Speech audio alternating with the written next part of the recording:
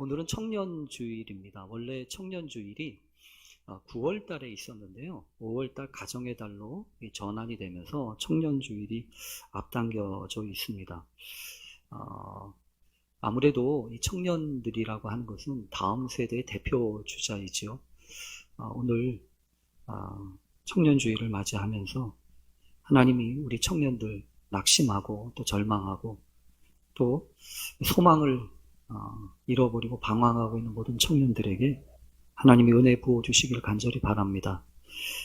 일부 청년들이지만 이번에 이태원 클럽에서부터 시작된 이런저런 일들이 한편으로 보면 참 안타까움이 있습니다. 우리 청년들에게 그런 열정이 아니라 성령의 열정이 좀 부어지고 또 이 시대를 향한 하나님의 거룩한 열망이 가득 차오르기를 간절히 바라게 됩니다. 우리 잠깐 기도하고 오늘 말씀 나눴으면 좋겠습니다. 하나님 아버지 감사합니다. 오늘 청년주일을 함께 예배합니다. 또 우리 교회가 원래대로 하면 오늘이 거룩한 교회 창립 기념 주일인데 하나님 함께 예배하지 못하고 미루어서 함께 하게 되었습니다. 이 시간 간절히 바라옵고 나오기는 대다수 청년들에게 하나님이 함께 하시고 위로해 주셔서 마음껏 하나님의 뜻과 은총과 은혜를 경험하고 마음껏 하나님의 뜻을 이루어가는 귀한 심령들 되게 해 주시옵소서. 하나님이 임하시는 거룩한 성령의 은혜의 날에 우리 청년들이 새벽 이슬과도 같이 불같이 일어나는 놀라운 믿음의 사람들 다 되게 해 주시옵소서. 다니엘처럼 에스더처럼 끌려가도 시대를 탓하지 아니하고 마땅히 지켜야 될 하나님의 말씀과 은혜를 따라 견고하게 세워져가는 귀한 심령들이 다 되게 해 주시옵소서. 우리 교회도 젊은 교회 되게 해 주옵소서. 예수님의 이름으로 기도합니다. 아멘. 요즘 우리가 겪고 있는 이 바이러스를 두고 이렇게 이야기하더라고요. 알면 알수록 고약한 바이러스. 또 야누스와도 같은 두 얼굴을 가지고 있는 바이러스. 이번에는 정말 잔인한 바이러스. 이렇게 표현을 하던데 아마도 계속되고 있고 또 여전히 다시 시작된 지역사회 감염의 위협 속에서 두려움과 염려 가운데 하루를 보내는 것을 보면 참 쉽지 않은 거구나 라는 생각을 다시 하게 됩니다.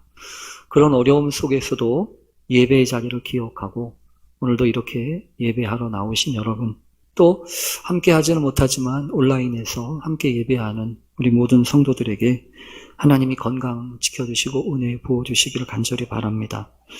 이 생활 방역으로 전환이 되면서 드러나게 되는 여러 가지 문제가 왜 없었겠습니까? 아마도 이번에 이렇게 불거지는 문제들은 아마도 다 일어날 수 있는, 언제든지 일어날 수 있는 문제가 아닌가 싶습니다. 그래서 저는 그렇게 생각합니다. 건강하게 문제를 다루면 된다는 거야. 언제든지.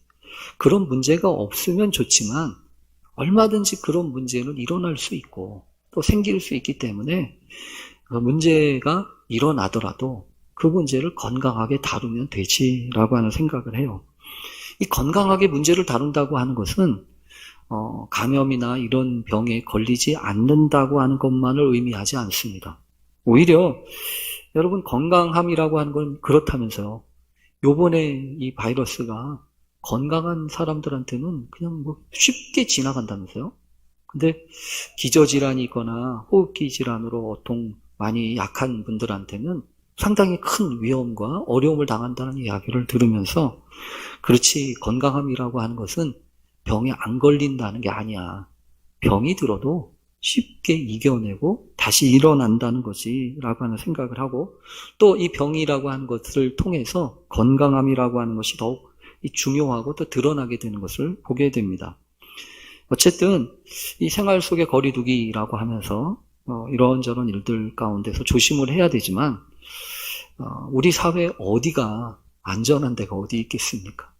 다 보면 이런저런 위협에 접촉하지 않을 수가 없고 또 원하든 원치 않든 함께 살아가면서 부딪힐 수밖에 없는 문제들이다. 그러니까 여러분 어떤 게 중요합니까? 건강하게 그 문제를 감당하는 게 더 중요해요. 어쨌든 여러분, 이번에도 참 그 교회 얘기가 나와서 상당히 많이 참 걱정을 했었습니다. 여러분도 아마 그러셨을 것 같아요. 그 인천 미추홀구라고 그곳에 있는 온사랑교회라고 하는 곳과 또 동구에 있는 팔복교회, 이 두 교회가 이슈가 돼가지고, 사실은요, 교회가 무슨 실수한 것도 아니었잖아요.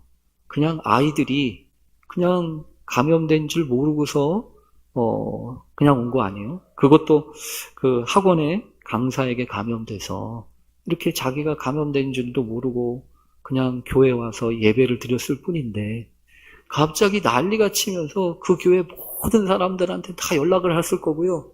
와서 검사 받으라고 이렇게 이야기했을 때 참 가슴이 벌렁벌렁 했을 것 같아요.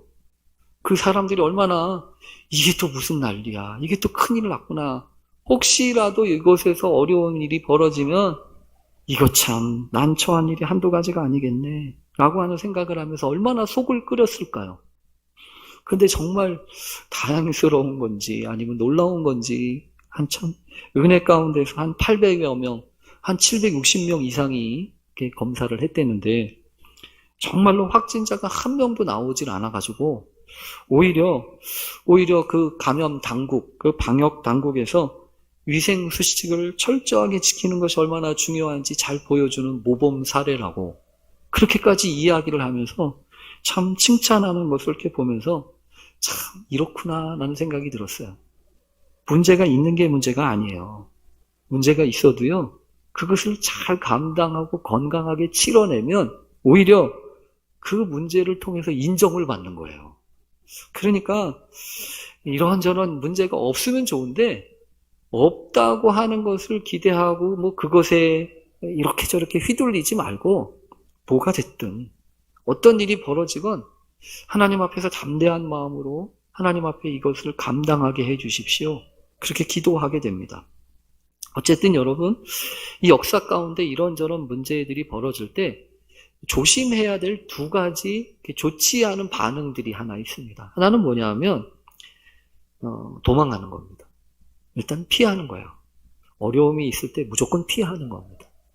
그런데 여러분, 피한다고 피해지나요?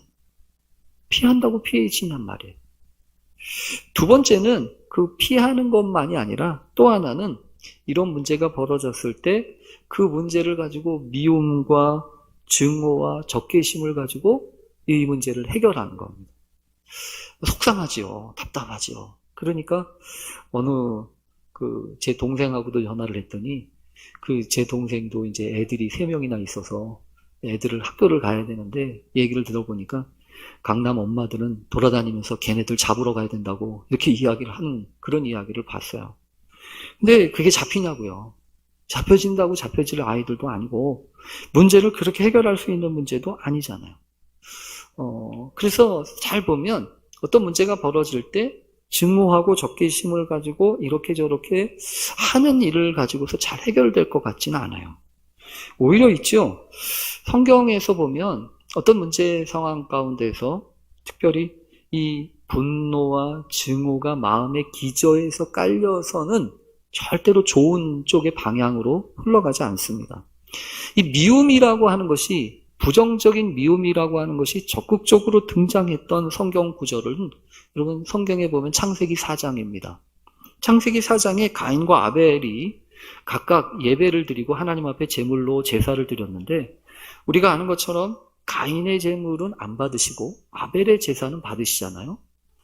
그래서 가인이 속이 화가 잔뜩 들었습니다. 그래서 하나님 앞에 몹시 분해서 안색이 변할 정도로, 그 안색이 변했다고 하는 얘기는요, 속에 울화가 터져가지고 얼마나 화가 났으면 얼굴까지 변했을까요?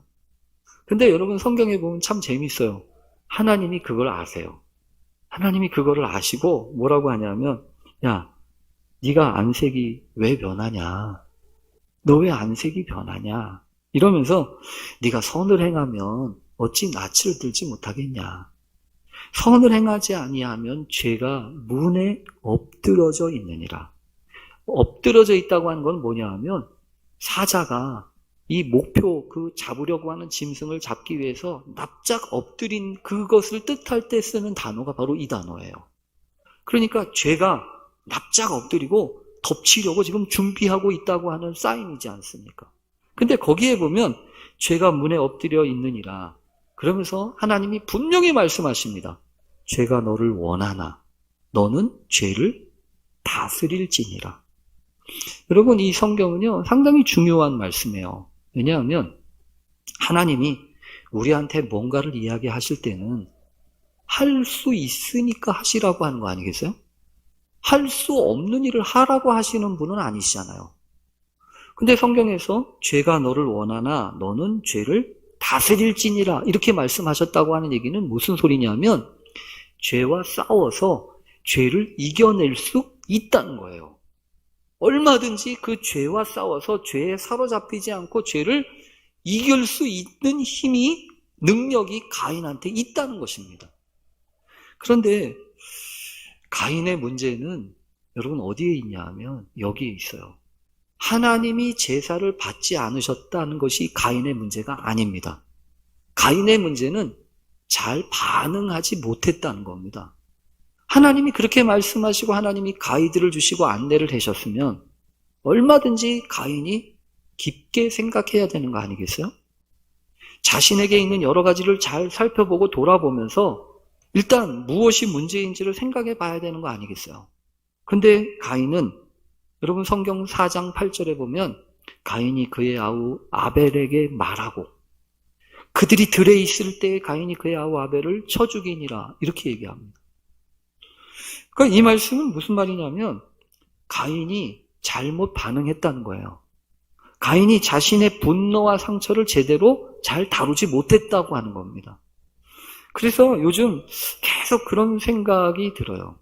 하나님, 우리에게 찾아오는 나도 알지 못하게 내 마음 가운데 깃드는 이 분노, 끝도 알 수 없는, 그래서 어디선가 이렇게 생겨난지는 모르지만 자꾸만 분노가 생기면서 그 분노를 폭발시키려고 하는 그 증오의 마음, 혐오의 마음까지 가는 것이 참 위험하다.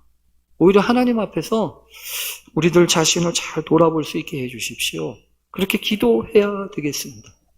여러분, 오늘 성경은 건강하게 문제를 대하고 그 건강하게 문제를 대하기 위해서는 무엇이 필요한지를 우리에게 잘 기억하게 하고 살펴보게 합니다.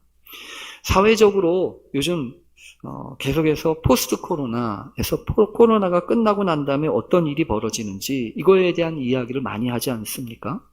아직 코로나는 끝나지도 않았는데 그러나 분명히 다가올 미래를 준비하는 일은 현재 벌어지고 있는 일에 주의를 기울이는 것부터 시작해야 합니다. 현재를 소홀히 여기면서 미래를 붙들 수는 없잖아요. 그래서 현재를 잘 살펴보고 미래를 대비하는 것이 지혜로운 행동입니다. 근데 그렇게 하지 않으면 다가올 미래를 두려워하게 됩니다. 항상 보면 이 두려움이 우리 가운데 이게 문제예요. 오늘 성경 본문도 여러분 그렇습니다. 사도행전 4장 1절에 보면 이렇게 시작합니다. 사도들이 백성에게 말할 때에 제사장들과 성전 맡은 자와 사두개인들이 이르러. 여러분, 이 이야기는 사도들, 특별히 베드로와 요한이 성전 미문에 앉았다가 앉은 뱅이 한 번도 걷지 못했던 사람을 낫게 하고 일으킨 다음에 사람들이 몰려들어서 도대체 무슨 일이 벌어진 거냐고 막 이야기를 할 때 왜 우리를 주목하냐고, 왜 나를 붙잡냐고, 이 사람을 낫게 한 거는 우리의 개인의 경건과 능력이 아니고 예수 그리스도, 그 예수 그리스도의 능력이 이 사람을 살린 것이라고, 이 사람을 살리고 회복시킨 것처럼 새롭게 되어지는 날이 마침내 올 것이니 준비하라고 이야기를 하면서 막 그런 복음을 전하지 않았습니까?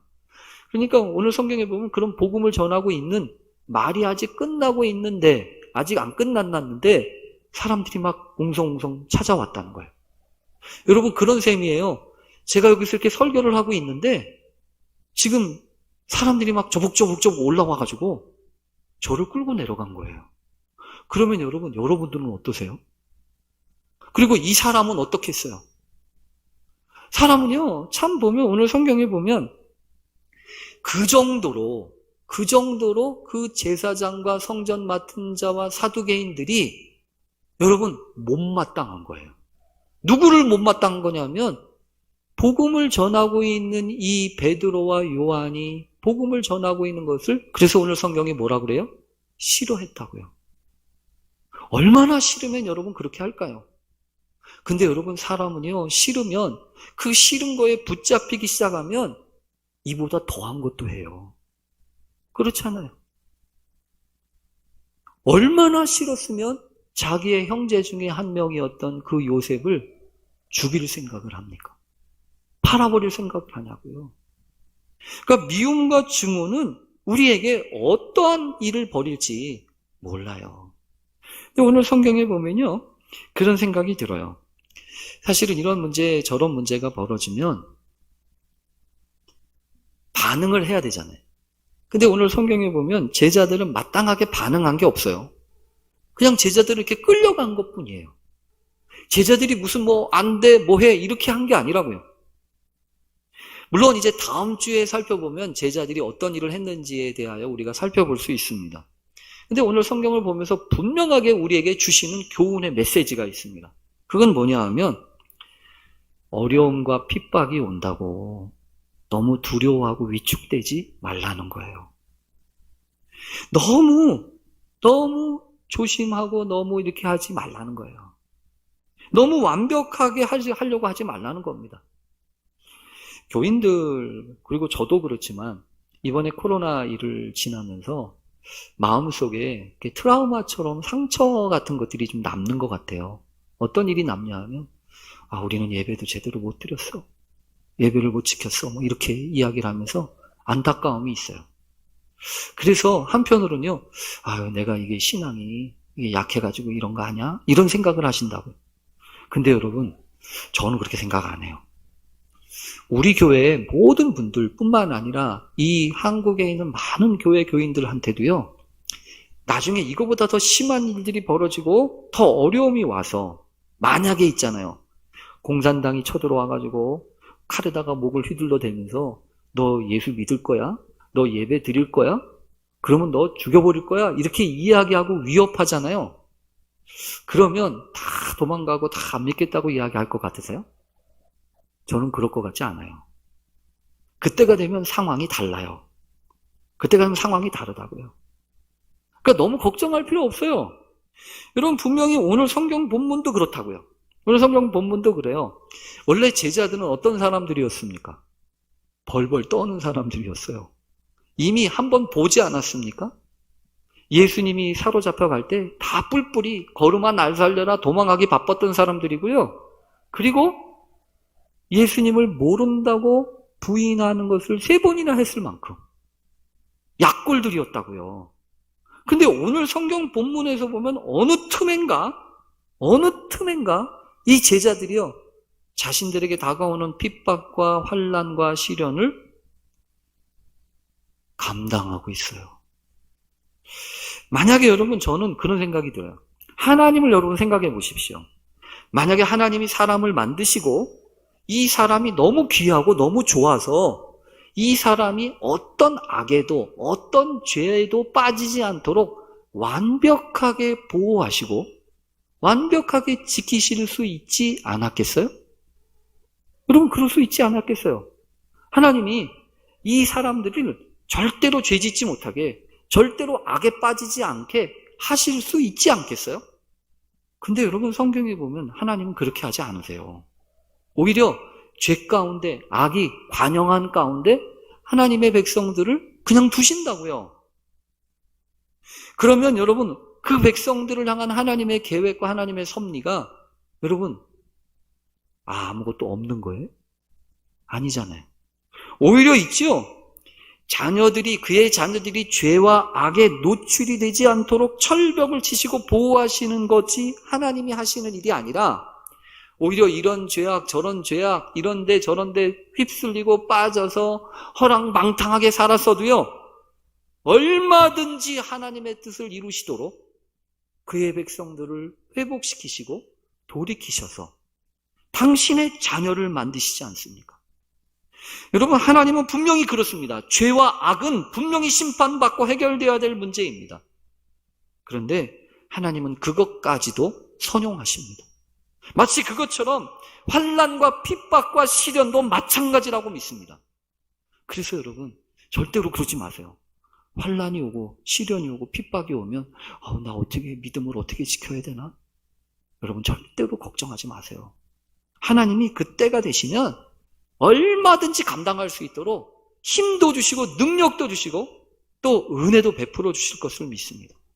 여러분, 성경에 보면 예수님이 12제자를 택하시고 뽑으신 다음에 둘씩 짝지어서 내보내시면서 뭐라고 하셨습니까?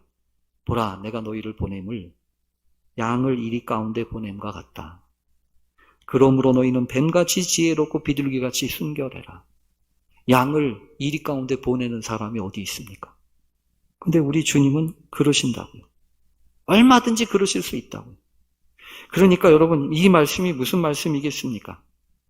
걱정하지 말라는 거예요. 환난이 오고 핍박이 오고 시련이 오고 이런저런 여러 가지 어려움이 온다고 해도 낙심하지 말라는 거예요. 왜 그런 겁니까? 상황의 힘을 이길 수 있는 능력이 있기 때문에 그래요. 제자들이 졌던 거는 그 상황에 진 거예요. 그 상황에 여러 가지 힘에 눌려가지고 자신의 실력과 자신의 믿음을 펼치지 못한 겁니다. 여러분, 아무리 출중한 실력을 가지고 있다고 할지라도 상황에 빠져가지고 자기 게임을 못하면 그 선수는 절대로 좋은 결과를 얻을 수 없습니다. 그래서 아무리 좋은 선수라고 할지라도 그 선수들이 어떤 훈련을 하냐 하면 아무리 상황이 어려워도 변함없이 자신의 실력을 발휘할 수 있는 훈련을 하잖아요. 그래서 지난 올림픽에 보니까 이 활 쏘는 그 선수들이 막 사람들을 막 세워놓고 그 시끄러운 소리가 막 벌어지는 것을 들으면서 활을 쏘더라고요. 왜냐하면 중국에 가서 뭔가 하는데 거기선가 하는데 거기에서는 막 그런 비난과 야유가 있을 거니까. 왜 그런 거예요? 그런 일이 있어도 변함없이 실력을 발휘하기 위해서 훈련하는 거 아니에요? 그러면 여러분, 제가 물어볼게요. 제자들이 무슨 훈련한 적 있나요? 제자들이 무슨 훈련한 적 있냐고요? 제자들은 훈련한 적 없어요. 극기 훈련 받거나 무슨 훈련 받은 적이 없다고요. 어떻게 바뀐 거죠? 제자들이 무슨 하는 말이 있어요. 그것이 중요해요. 오늘 성경에 보면요, 제자들이 하는 말이 무슨 말이었는지 성경에 기록되고 있습니다. 2절에 보면 예수 안에 죽은 자의 부활이 있다고 백성을 가르치고 전했다라고 얘기하지 않습니까? 예수 안에 죽은 자의 부활이 있다고요. 여러분, 예수 안에 죽은 자의 부활이 있다는 얘기는 이런 메시지입니다. 예수 안에 죽음과 사망의 권세를 이길 힘과 능력이 있다는 거예요. 죽음의 권세는 세상을 휘어감고 있는 아주 강력한 힘입니다. 코로나19 바이러스의 위협도 여기서부터 시작되는 거 아니에요? 죽음의 위협. 그 위협 때문에 벌벌 떨지 않습니까? 그런데 오늘 성경이 뭐라고요? 그 죽음의 권세를 이길 수 있는 힘이 어디에 있다고요? 예수 안에. 예수 안에 있다는 거예요. 그러니까 이것은 여러분 이런 얘기입니다. 예수 안이라고 하는 것은 이런 얘기예요. 예수님의 영향력 안에 있다는 거죠. 태풍이 하나 올라옵니다. 태풍이 오면 항상 하는 말이 있어요. 태풍의 영향권에 있다 없다 그런 얘기잖아요. 태풍의 영향권에 있으면 멀리 있어도 그 멀리 있는 태풍으로부터 영향을 받아요. 바람이 세고요. 물살이 치고요. 비가 오고 막 이러지 않습니까? 근데 예수 안에 있다는 얘기는 무슨 얘기예요? 예수님으로부터 영향을 받는다는 거예요. 사람들한테 영향을 받는 게 아니고 이 사람이 무슨 얘기를 하건 저 사람이 무슨 얘기를 하건 상황이 어떻게 됐건 그게 중요한 게 아니라 나에게 영향을 미치는 거는 뭐라고요? 예수라고요. 그 예수 안에 있는 것, 그 영향력 안에 있는 것, 그에게는 소망이 있다고요. 그래서 예수 안에 있다고 하는 것은 소속으로 의미합니다. 내가 누구에게 속했나? 나는 세상에 속한 게 아니야. 하나님께 속한 거야. 비록 그래서 여러분 사도 바울 같은 사람은 유라굴로와 같은 태풍, 그 미친 광풍에 그 풍랑을 만나서 모든 배들이 다 쓰러지고 죽어갈 수밖에 없는 그런 상황 가운데서도 여러분 성경에 보면 사도행전 27장에 보면 이렇게 얘기합니다. 내가 속한 바, 내가 섬기는 하나님의 사자가 어젯밤에 내 곁에 서서 말하되 바울아 두려워하지 마라. 내가 가이사 앞에 서야 하겠고 또 하나님께서 너와 함께 항해하는 자를 다 내게 주셨다 하였으니 그러므로 여러분이 안심하라. 나는 내게 말씀하신 그대로 되리라고 하나님을 믿노라. 여러분 내가 속한 바. 바울은 자신에게 속함이 분명했어요. 여러분 저는 그렇게 믿습니다. 오늘 이 자리에 오신 여러분도 그렇지. 나는 예수께 속한 사람이지. 나는 하나님께 속한 사람이지. 그것을 믿음으로 고백하는 사람들이라고 믿어요. 그래서 오늘 예배 드리러 온 거 아닙니까? 오늘 성경에 보면요. 성전을 맡은 사람들, 제사장들, 사두개인들 다 이런 사람들 어떤 사람들입니까? 하나님의 말씀 앞에 속한 사람들이에요. 그런데 이 사람들이 뭐라고 했냐 하면 이 사람들이 그렇게 제자들이 백성들을 가르치고 전함을 싫어했대요. 여러분 싫어했다는 게 뭘까요? 못마땅했다는 겁니다. 그것 때문에 발을 동동 구를 정도로 어떻게 할 줄 몰라 했다는 거예요. 선호도가 있다는 거죠. 여러분 오늘 성경을 보면서 우리가 분명히 알 수 있어요. 세상에서는 좋아하는 것과 싫어하는 것이 분명합니다. 그렇지요. 좋아하는 거는 내가 어떤 희생을 하더라도 합니다. 싫어하는 거는 아무리 좋다고 해도 안 해요. 그게 세상이에요. 그래서 사람들은 선호도를 기준으로 살아서 세상을 이기려고 합니다. 근데 우리는 그게 아니라는 거예요. 그렇게 하면 안 된다는 거예요. 믿음의 진리를 따라서 선택하고 하나님의 역사와 은혜를 바라보면서 선택해야 한다는 겁니다.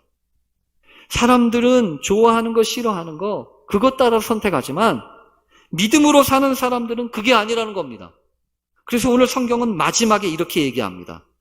그렇게 잡혀가지고 붙들려간 사람들이 오늘 성경에 보면 그들을 잡음의 날이 이미 저물었으므로 이튿날까지 가두었대요. 이튿날까지 가뒀어요. 그러면 여러분 무슨 일이 되어지냐면 그냥 푸드득 꺼질 겁니다. 사람들은 뿔뿔이 흩어질 거예요. 근데 4절에 보면 전혀 새로운 말이 있어요. 말씀을 들은 사람 중에 믿는 자가 많으니 남자의 수가 약 5천이나 되었더라. 여러분 말씀을 들은 사람 중에 믿는 자가 있대요. 사람들은 잡혀갔어요. 복음을 전하던 제자들도 잡혀가고 이렇게 저렇게 더 이상 예배도 못 드려요. 근데 여러분 뭐라고요? 말씀을 들은 사람 중에 믿는 자가 있기 시작했어요. 여러분 이거는 이 얘기입니다. 믿음으로 사는 사람들은 뭘로 결정을 해야 된다? 말씀으로 결정해야 된다. 하나님의 말씀 앞에 믿음으로 응답하게 될 때 하나님의 역사가 시작된다는 거예요. 오늘도 이 자리에 나오신 여러분, 여러분이 바로 그 말씀을 들으러 온 사람들이라고 믿습니다. 하나님이 여러분 한 사람 한 사람에게 필요한 말씀을 들려주시고 걱정하지 마라. 환난이 오고 핍박이 오고 염려가 온다고 걱정하지 마라. 얼마든지 하나님의 은혜와 하나님의 사랑으로 이겨내고 감당하게 할 거야 라고 약속하신 하나님의 은혜가 우리 모두에게 있어서 하나님 그렇습니다. 그래도 역사는 일어납니다. 그렇게 믿음으로 고백하는 우리 모두 되실 수 있기를 간절히 축원합니다. 기도하겠습니다. 하나님 감사합니다. 어려움이 와도 핍박이 와도 하나님의 역사는 나타나는 줄로 믿습니다. 두려워하지 않게 하시고 담대하게 믿음으로 들려진 말씀 붙잡고 살아가는 우리 모두 되게 해 주옵소서. 예수님의 이름으로 기도합니다. 아멘.